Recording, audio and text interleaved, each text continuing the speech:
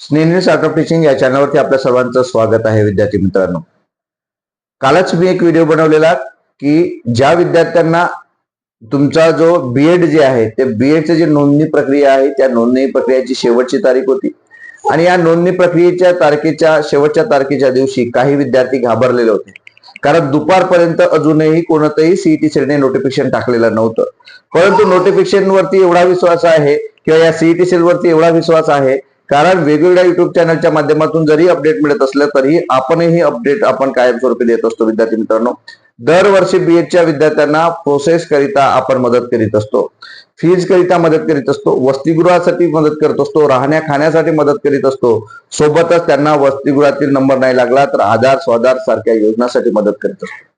विद्यार्थी मित्रांनो, आपण घाबरलेले होतात तर आपल्याला सांगितलं होतं की नक्कीच डेट वाढणार आहे आणि डेट जी आहे ती 10 दिवस वाढेल मी असं बोललेलो होतो, म्हणजे 26 तारखेपर्यंत वाढेल असे मी बोललेलो होतो. परंतु विद्यार्थी मित्रांनो, ही जी डेट आहे ही डेट वाढलेली आहे. ते किती पर्यंत वाढली आहे तर 22 तारखेपर्यंत ही डेट वाढलेली आहे. म्हणजे पुन्हा आपल्याला 6 दिवस संधी मिळालेली आहे. 6 दिवस संधी कोणासाठी आहे? कारण कालच मी तुम्हाला सांगितलं की 52,000 फॉर्म जे आहेत ते आलेले आहेत, त्यापैकी 15,000 फॉर्म जे आहेत ते व्हेरीफाय झालेले आहेत. मग काही जे आहेत जे पार्शली व्हेरीफाय जे विद्यार्थ्यांचे फॉर्म आहेत त्या विद्यार्थ्यांनी घाबरण्याचं कोणतंही कारण नाही. तुमच्याकडे कोणत्या त्रुटी झालेल्या आहेत तुम्ही ते फॉर्म बघा. तुमचे जे व्हेरीफाय होण्याची जी काही प्रक्रिया आहे ती इथून पुन्हा 5 ते 6 दिवस चालणार आहे, कारण त्याच दिवशी ज्या दिवशी तुम्ही फॉर्म भरला त्याच दिवशी तुमचे फॉर्म मात्र व्हेरीफाय होत नाही. त्याला हळूहळू वेळ लागत असतो आणि अशा पद्धतीने 6 दिवसापर्यंत तुमचे सर्वांचे फॉर्म व्हेरीफाय होतील. आणि हा जो आकडा 52,000चा मी तुम्हाला सांगितला यात पुन्हा वाढ होईल आणि हा आकडा पुन्हा वाढेल.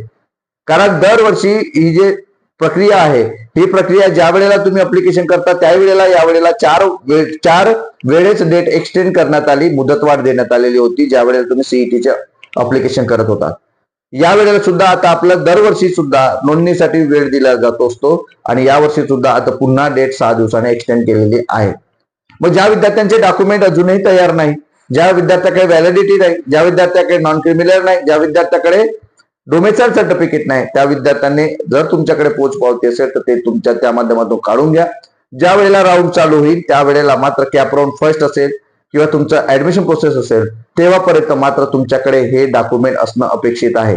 डोमेसाइल सर्टिफिकेट, नॉन क्रिमिनल आणि व्हॅलिडिटी सर्टिफिकेट तुम्हाला ज्या वेळेला कॉलेजला प्रवेशाला जाता पहिला राऊंड तुमचं लागतंय, दुसरा राऊंड लागत असेल, तिसरा राऊंड लागत असेल, या तिन्ही राऊंड मध्ये तुम्ही जर खेळत असाल तर नक्कीच ज्या वेळेला प्रवेश कराल त्यावेळेला मात्र हे कागद तुमच्याकडे असणं अपेक्षित आहे.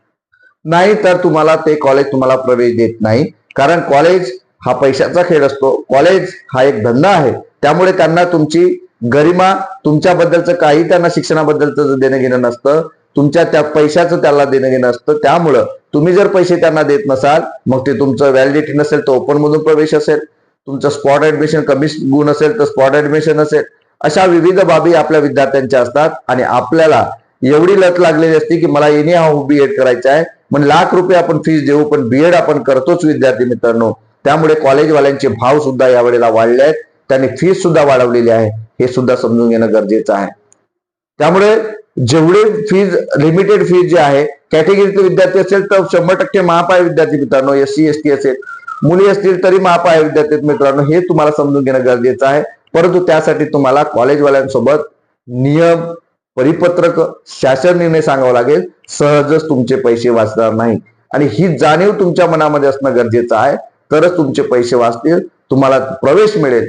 अन्यथा तुम्हाला प्रवेश मिळणार नाही, तुम्हाला फक्त आणि फक्त प्रवेशाचा अनुभव मिळेल. त्यामुळे हेच अपडेट तुमच्यासाठी येऊन आलेलो होतो की डेट जी आहे ती 22 तारीख डेट वाढवलेली आहे.